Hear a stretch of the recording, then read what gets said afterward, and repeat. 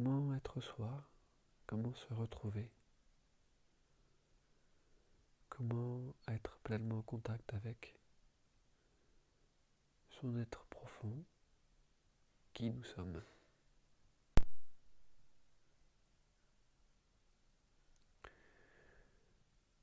Alors, il nous faut tout d'abord absolument prendre du temps avec soi-même. Du temps pour avoir ces moments d'introspection, ces moments de réflexion, ces moments d'écoute, de présence avec soi-même, ces moments de recul dans lesquels on essaye de regarder sa vie, de s'imaginer à la fin de sa vie comme si nous étions vieux ou vieilles, sur le point de mourir, et en ayant ce regard vers le passé, sur ce que nous avons accompli, et non pas être fiers de ce que nous avons accompli, mais si nous avons eu le courage, la force, de faire ce qui nous touchait profondément, et si nous avons agi de façon aimante, élévatrice pour nous et pour les autres, si nous avons contribué à faire grandir l'être humain. Alors c'est ces moments d'introspection profond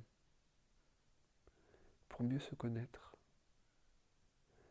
pour observer, être témoin de nos différents comportements, nos états d'être, un peu comme faire une liste de nos qualités et puis de nos travers, de les lister pour en être conscient, être bien attentif de ces forces que nous avons latentes et exprimées en nous, et puis aussi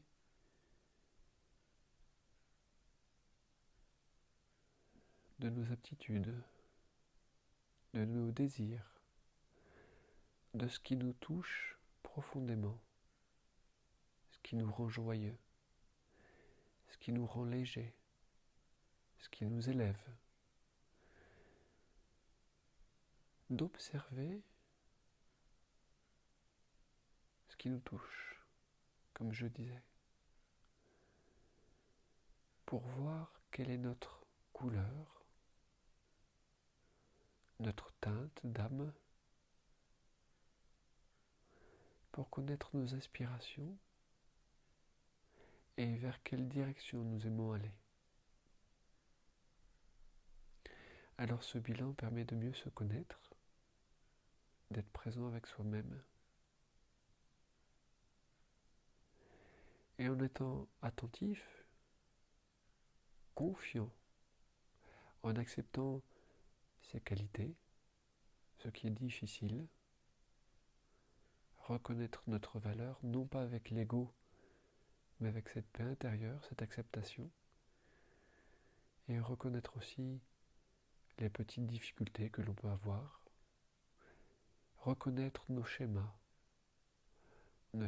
mentaux et vicieux qui nous font nous rebooter, être de mauvaise humeur, se refermer ou être énervé. C'est reconnaître tous ces états d'être, ces forces qui nous caractérisent.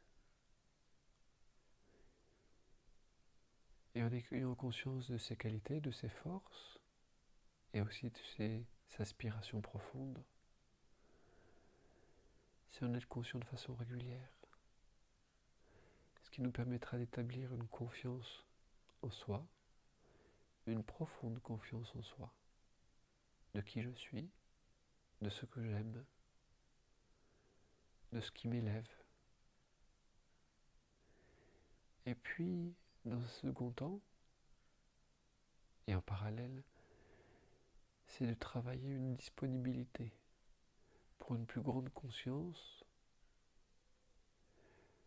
d'inviter une partie de nous qui est plus grande, plus consciente, notre partie divine encore plus consciente, de l'inviter en nous à descendre pour nous habiter, nous guider.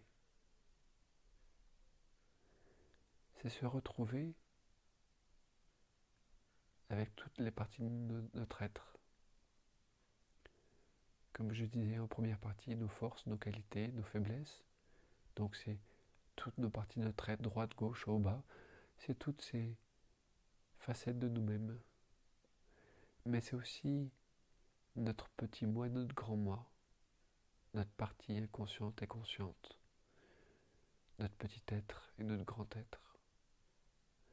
Notre nous actuel, puis notre nous potentiel, réalisé, qui est là, qui est bienveillant, qui est le témoin qui nous observe, qui est aimant. Et c'est chercher à vivre cette intégration de notre petit moi et de notre grand moi. Et c'est en invitant de façon régulière, le plus possible, de prendre du temps avec soi-même pour inviter cette conscience à descendre en soi, nous habiter. Non pas bien évidemment de façon intellectuelle, mais dans notre ressenti, dans notre vécu, c'est laisser place à une conscience plus grande pour se retrouver, pour être l'être en devenir que je suis, de pouvoir exprimer pleinement mes couleurs, mes qualités.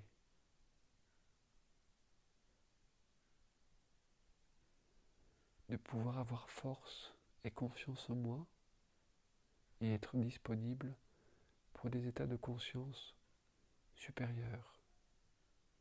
Être disponible à la vie, au service, aider et faire grandir.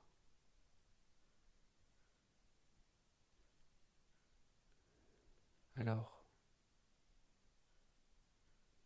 comment se retrouver? Comment se connaître? Eh bien, pour finir et répéter, c'est prendre du temps avec soi-même, avoir un regard aimant et non pas culpabilisant et non pas de jugement, mais aimant. Accepter nos facettes et reconnaître qui l'on est.